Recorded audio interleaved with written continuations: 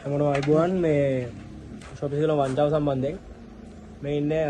ලක්ෂ කීයද 92යි ලක්ෂ 92යි 1,65,000යි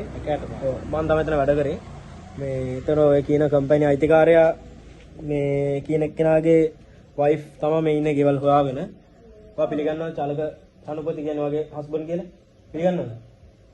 එතකොට මේ කවුද මේ දුව මේ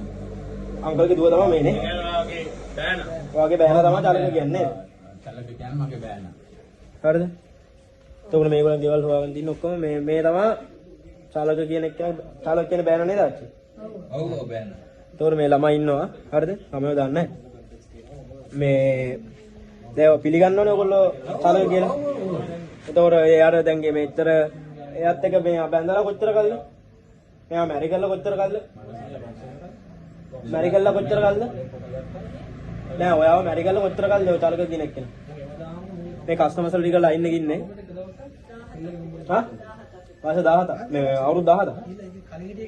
අවුරුදු 17යි එතකොට මේගොල්ලෝ කියන්නේ එන්නේ නැහැ ගෙදර එන්නේ නැහැ ඔක්කොම කරන්නේ නැහැ කියලා මොකද මේ දැන් මෙතන ඇවිල්ලා කතා කරනවා කරදර කරා කියලා කියන්නේ එහෙම කරන්න විදියක් නැහැ ඔය මේ අවුරුදු 16 ගෑල් ළමයි අනිල් ළමයට වයස කීයද අනිල් ළමයි දෙන්නට අපේ වයස කීයද ආච්චි අවුරුදු 4යි එක්කෙනෙක්ට අනිත් එක්කෙනාට අවුරුදු 8යි අවුරුදු 6යි හා අවුරුදු 6යි 9යි පාඩි කීයද 16යි